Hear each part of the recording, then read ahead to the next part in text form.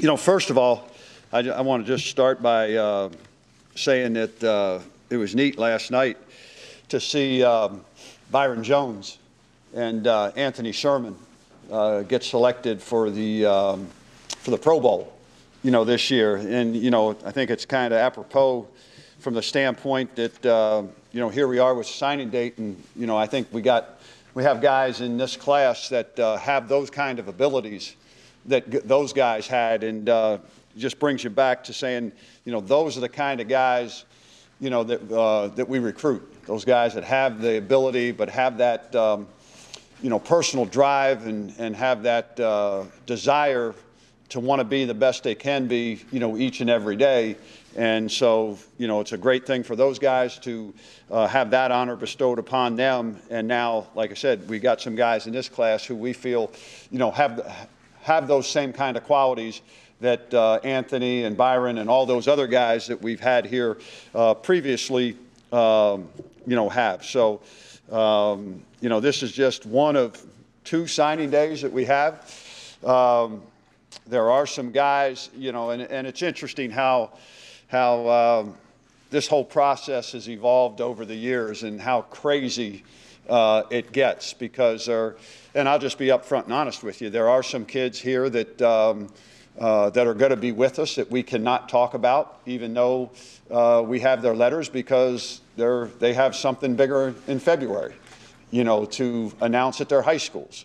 So there'll be some guys that I can't talk about, even though we have paperwork on them. So I respect the high school coaches and what they want to do, but these are the things that, because now high schools are recruiting as much as anybody, and they try to use it as a recruiting tool themselves. So, that's just something that, that we'll stay away from there. But, I'm really excited about, the guys that we got up front, Chase Lunt and Rayante Brown, 2 big kids that are athletes, that have the athletic ability that you want. And they're guys that, don't have to come in here and play right away.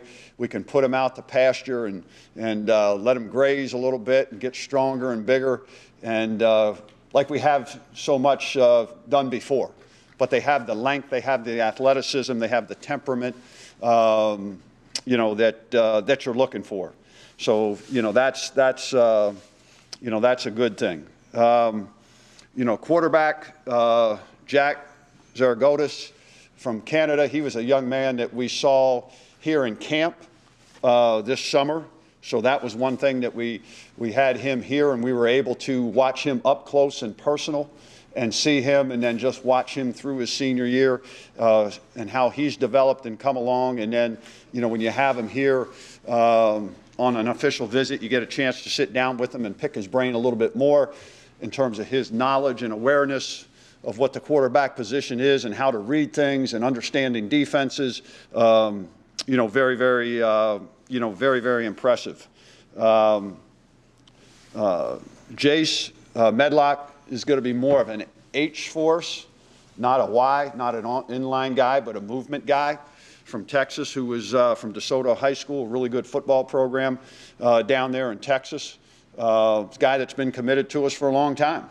In the summertime, we had him up. So we're excited about him. Great family.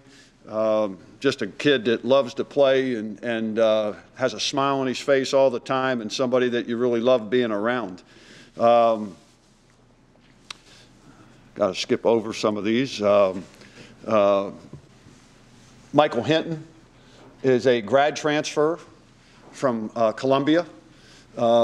Was down there and was a captain for them, and he'll come here in the summertime and be with us and fill a void that we need and bring leadership to our program, which is something that I was looking to do, and trying to add some guys to that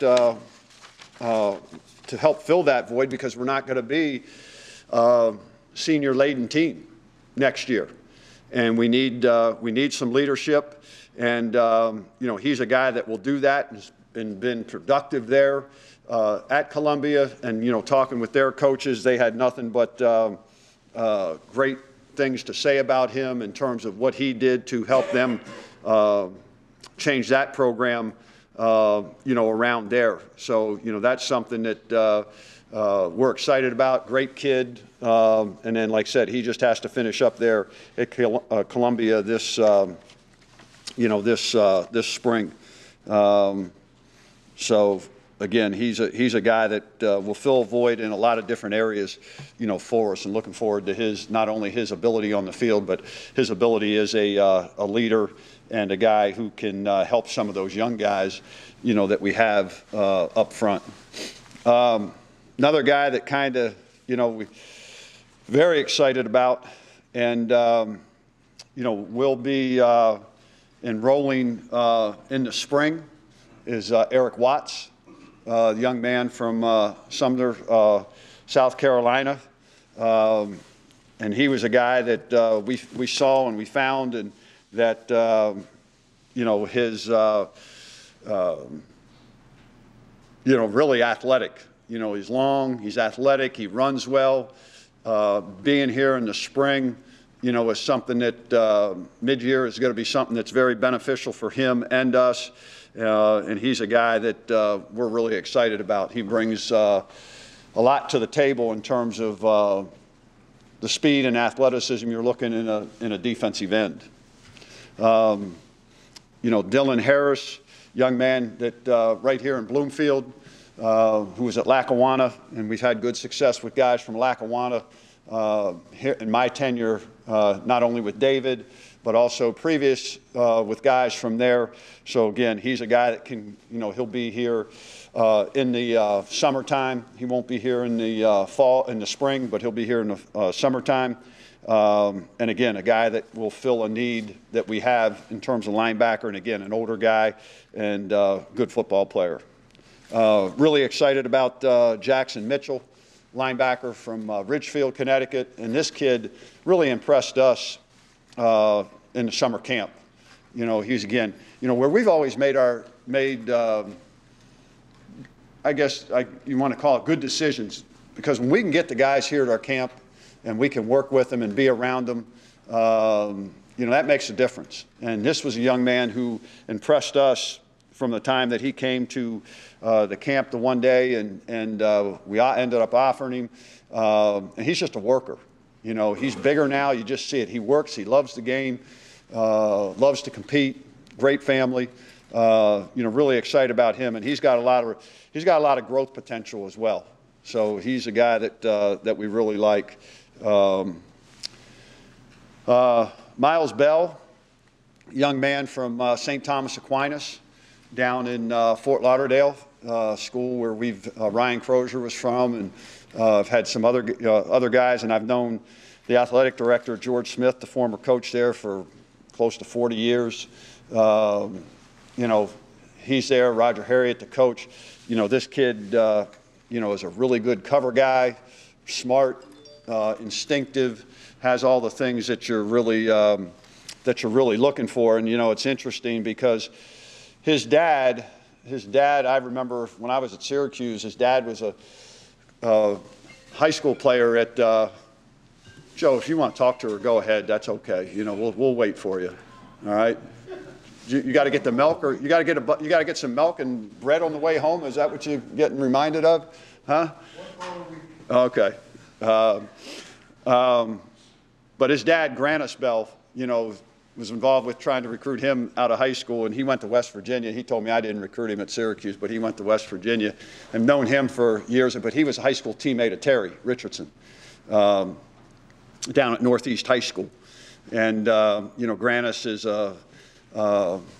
working down in that area in the school system, and then also he's a back judge in the SEC. So we had connections there with him, and Miles is just a great young man, and a young man who's very talented. Winston Jules is another young man who was at the Salisbury School here in Connecticut. Another young man that came to our camp that we got to work with up close and personal, got to see him do things and be around him, watch him run, watch him compete, all that. And, again, another young man that will get better and be able to put weight on, but he can run and can cover and do the things that we want to do. So we're excited about him. And then Malik Dixon, Wekiva, down there, high school in Florida, right outside of Orlando. A guy that'll come up and hit you as a safety. A guy that will be a leader back there, and somebody that, again, that we really liked in terms of watching him play and getting to know him. He's another guy that we really feel good about. So, those are the guys that I can speak about today. What we'll end up doing is, like I said, we'll probably, I think we got a good chance to add a couple more before this is all said and done. And then also we might even be able to get a couple more in here for mid-year as well. So, recruiting is a never-ending process. And so we'll keep on moving, forward with it. We still now, as we go out in the second part of all this, we know exactly, who we're targeting. There's guys that we've been recruiting, and there was guys that weren't going to make decisions, here in December, that were going to make their decisions in February. So we're on them, and then other guys that we've already, are involved with that, we'll continue to recruit. And there's some other guys now that we know where we stand that we have that we're going to go after. So still have some positions there where we, are still looking at some things, and then we'll go from there. So anybody got any questions? You've talked a lot about getting guys who want to compete in local football. Do you find that this class kind of has that? Yeah, that's the one thing, and I thought last year, because we had a full year to evaluate those guys, we started to get to that with the freshmen. And then I think we're even more now because even had a little bit more than a year to evaluate some of these guys. And you know what? Those are the kind of guys we got to have here.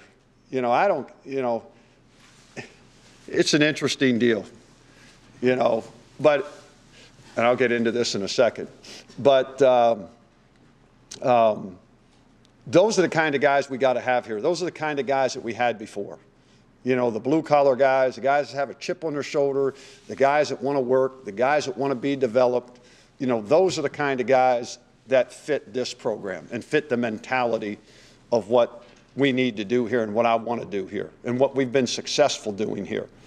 And so that's the thing that excites me about, these guys that we have and the guys that we'll continue to go after. They understand exactly what the expectations are, and they don't shy away from that. And that's what you want. And that's what you want, and that's what we've got in these young men. But it's interesting, and this. I don't get caught up in the rankings, but I'll just share this one story with you. There's this young man that we're recruiting.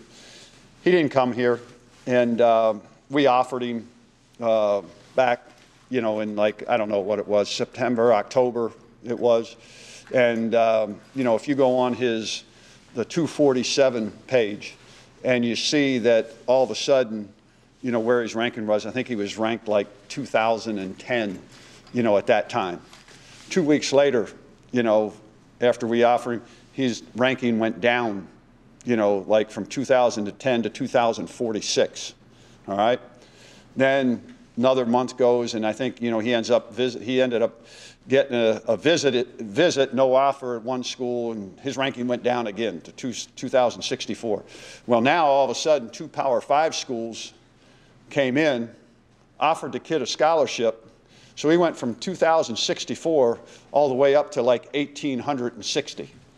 But nothing's changed other than 2 Power 5 schools came in to offer him. So that's when you talk about the rankings, to me, they don't really mean a whole lot, because it still comes what the guys have in here. And all the great players, you can see all that. But, you worry about the ones you get. You worry about the ones that fit what you're looking for, and that's what we got with this group. When you were at Syracuse recruiting players, do you think one day I'd be recruiting his son? No, but that's what's happening now. I mean, guys that guys that you've coached or guys that you've recruited, their kids are of the age now where you're going in there and doing them and seeing them and all those sort of things. So it's kind of funny, but I've had that now over the last couple years with that. So the good thing is I feel like at least I'm young enough that I can still hang with them,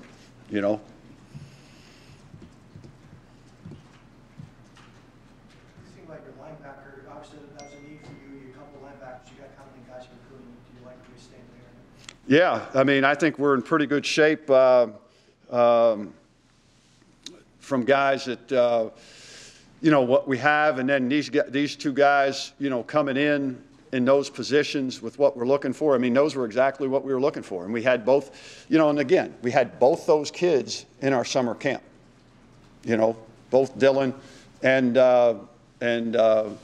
Jackson. We've had those guys in our camps, so we know them. And we know who they are. We know what they're all about. We know how they operate, how they work. Those are the things that are important. And the more you can get to do that, that's why, the process, I don't like the process the way it is right now, because I don't think it's right for the kids, and I don't think it does justice to doing it the right way. And, my thing is, and I wasn't going to get into this today, but I will. But, with all this stuff you see, and there's some new rules that they're proposing from an NCAA standpoint. But here's what I think should happen in terms of the recruiting model. It needs to change. It really does. It really needs to change because we're hurting these kids. And these kids aren't mature enough to handle some of the things that's going on so early in this process. And now they're talking, the NCAA is talking about coming out and with legislation putting dead periods on the coaches so they can end up being with our own student athletes more. Well, if you want to do in my opinion, if you want to do what's right, really we shouldn't, the way they should do with recruiting, let us finish our season, in bowl games, and if they go expand a playoff, you're going to have that. And, really, we shouldn't start, in my opinion, we shouldn't start the contact period. Right now, the contact period starts in December. It's December, about 3 weeks in December, and then 3 weeks in January, and then you have the signing date there. Well, and then all during the season you do that. Well, now you got guys playing in bowl games on December 15th. They miss a week of the contact period, all this stuff. Well, if we just would slow the process down because there's no reason to speed it up, start the contact period on the first Sunday after the national convention, okay, the AFCA convention. Like this year, that would be January 13th. So then what we do is have a contact period and recruiting period from January 13th to March the 2nd. And then always have the signing period, the National Signing Day, the first Wednesday in March.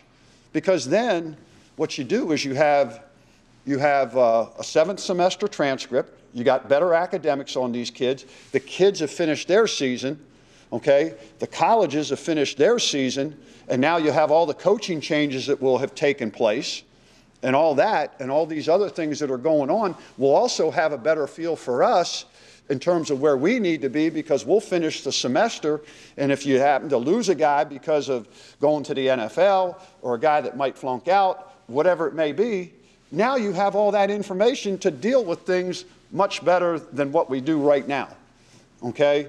And, they don't send out admissions things until like April 1st anyhow. So what it does, if you do that, then you have evaluation, in the month of May. Go back and make it just the month of May, like we used to have it. So you can go evaluate the juniors. Then you evaluate the juniors. And then you have June. You keep that month open where you can do your camps, make July and August a dead period, and then September, October, November, December, make those the evaluation period. So now you can go out and watch kids, you're gathering information, and then you have the time to do and get things done, and then you know what your roster is going to be. You're going to know what your needs are going to be. All these universities, the coaching changes are already going to take place by that time.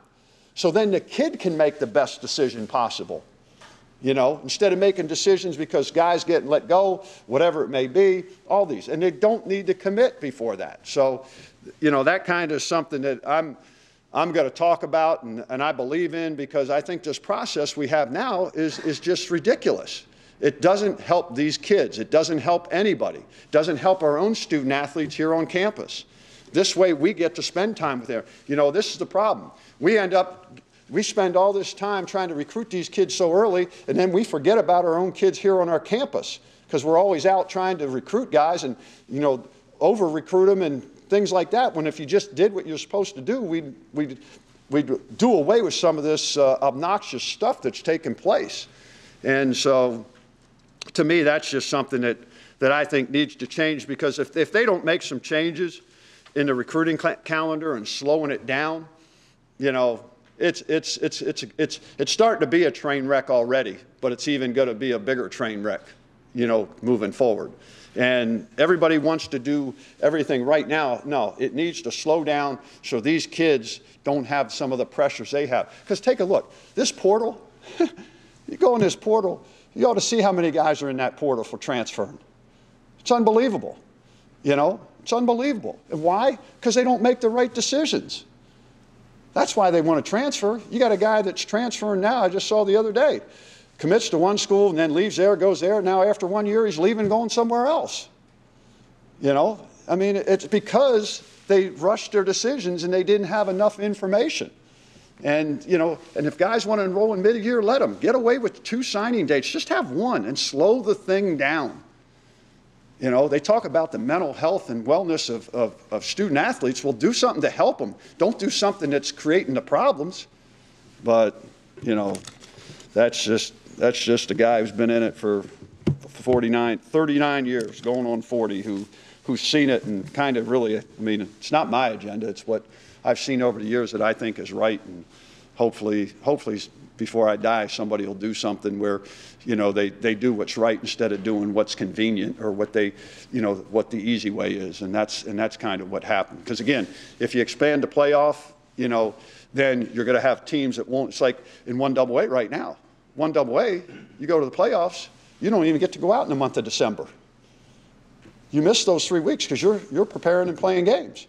So if they're going to expand the playoff, you're going to do that. You're going to have teams that are playing. They're not going to be. So then what are you doing? You're moving everything up further, and that's the wrong thing to do. Just let it go. Finish the season. Let it go, and do it afterwards. You still got plenty of time. Anything else for you? I didn't give you enough, Jim? Come on, man. Can you just clarify the player you talk about? Are they signed or are they committed but not signed? Can't talk about them. So they haven't signed. I'm not going to say anything more. You know? You're not allowing yourself to talk about them, or you were forbidden by NCAA regulations? No, I am not saying anything more. There could be some that have been signed, some that we're still waiting on. Okay, but and because we're not because of my respect for the programs where the young men that we're involved with. How big is the class you think it's going to be? You have 11 now. What are the kind of numbers you're anticipating? I could go to 25. You gave some insight on the recruitment of Miles Bell. How big a win was that for your staff and you personally, given the offer list that he had? You talked a little about 247. Last week they were saying he was 50-50 between Virginia Tech and Nebraska, and for you guys to come in, probably behind the scenes the entire time. How big a win was that? And then follow up to that, quarterback is probably the most important position. Shutdown corner is probably the second most. I don't know if you agree with that or not. But is he a guy that can turn into that type of player? Well, you know, first of all, don't believe everything you read for those recruiting sites. You know, they don't know the inner workings of what's going on and everything else. And you know, all I know is this: in our opinion, and that's the only opinion that matters to me, is we think Miles Bell is an outstanding young man, an outstanding football player, and an outstanding student. You know, and we're glad that he's here. you know, and all we did is we did the best job we could to recruit him and let him know that we felt that this was the best opportunity for him, and then he and his family, you know, made the decision to come here, you know, and, you know, I went down and saw him and went to see the school of George Smith, like I said, who's the athletic director, who's been a friend of mine for many, many years. And Roger Harriet, the coach there, is a really good guy, and those guys know our program. They know who I am. They know who Terry is. Terry's from, you know, Fort Lauderdale, competed against those guys, everything else. So, you know, I'm just glad that we got him along with all the other guys, because you know what? What those other people say mean nothing to me. It's my evaluation and my staff's evaluation that mean everything to us. And it's the same thing with Jack. You know, we had him here. We got a chance to see him, and the more you get around those guys and the more you can talk to them and everything else, the process, you know, that's like for us, you know, and it's like all these kids, you know. And, you know, there was, you know, we might have had some kids that might have, you know, wanted to come here and things didn't work out. That's fine. But all I worry about is the ones we get. And the ones we get, I think they all can come in here and contribute and play. You know, and I think we've proven that. You know, the one thing I know this is we're going to spend the time, this staff, as long as I'm the head coach, we're going to spend the time that it takes to thoroughly evaluate these guys. You know, we're not going to watch highlight films. You know, we do have a Huddle account, which they didn't have here before, okay, where you can watch game film. But you know, we're going to watch the game film. We're going to talk to as many people as we can to make sure that we don't make mistakes. You know, and that's one thing that we're not going to do. And these kids that we got, we all feel that they fit exactly what this program stands for and what we're going to be as we continue to move forward. And you know what? The thing is, they all wanted to be a part of what we're doing. Some guys want the easy way, you know. These guys wanted to be a part and wanted to be a difference maker and do something that's going to change our program around, to be part of that. And those are the kind of guys you look for, you know. So, you know, all these guys, you know, and the one thing is, you know, during the season, I went out and saw most of these guys during the season. You know, the coaches, they do the initial work, you know, and of the guys that they like and everything else. And then, like I said, a lot of these guys, you know, during that bye week in this season, I went out and saw. And so, you know, we're going to put the time and effort it takes, because you can't make mistakes. You can't make mistakes. And then you got to understand that now, hey, everybody needs to be developed in terms of who we are and what our program is. Now it's our job is to develop these guys. You know, and that's what we need to do, and that's what we will do. Other than the young man from Columbia, Randy, are there true freshmen coming in who can contribute in year one? There's going to be opportunities for them, you know, and they know that. They know there's certain positions that we have, and, you know, even if they're not in certain positions, you know, they all know they have an opportunity, and they have to take advantage of that opportunity. And if they do that, then they'll be on the field. If they're the best guy, they'll be on the field. Randy, there's always debate at like youth sports level in terms of whether you should focus on one sport or play a bunch of different sports, diversify. I was wondering if you, as a college coach, had an opinion on that, a preference of multi-sport athletes as opposed to... I love the multi-sport athletes. Like Rayante, you know, I went and saw him play basketball, you know, and he reminds me of a young Will Beatty, but he's a thicker Will Beatty. He's got better frame than Will did. But I went and saw him play basketball, you know, and the guy gets up and down the court. You know, he's an athlete. You know, you go and you watch it. I'd rather have guys that are multi-sport, because then they haven't maxed out, in my opinion. But these guys that are playing one sport and just doing it year in and year out, okay, and over and over and over again, you know, sometimes they don't have the upside because they're tapped out. And that's all part of the evaluation process as well, is being able to look at that and seeing, you know, what guys do. And, you know, not like I said, I like going and watching guys play another sport, just to sit back and see how they interact, you know, how they react if they get a foul called on them, or if a coach is chewing their butt on the sideline. You know, how do they react to all that stuff? So yeah, I love the fact that guys are multi-sport guys, and whether it's you know, football, basketball, and baseball, or football, basketball, or football track, you know, whatever it may be. I think that's one of the things that some of these kids nowadays, the specialization. I'm not a fan of the specialization. I'd rather see guys, and the other one that you don't see as much anymore that you used to, that I think is a great combination, and for our sport, is football and wrestling. You know, I love the wrestlers. Any lineman that was a wrestler, boy, I love that, because I mean that's a tough sport now, and you're talking about using your hand and your leverage and your balance and all those sort of things. You don't see that much anymore. You know, because again, now these, you know, places, they don't like, you know, kids playing. They just want you doing that one thing all year round, you know. Dylan Harris has been committed to this program for a while. We run through kind of, did you always feel like he was 100% committed when he at one point? He never wavered, you know. And again, that's the other thing, Jim, that, you know, tells you something about a kid, you know, that he gives you a commitment, and he's never wavered one iota.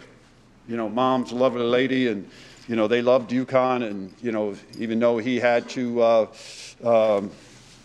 you know, be sidetracked a little bit, he never, his enthusiasm and his desire to be here never wavered.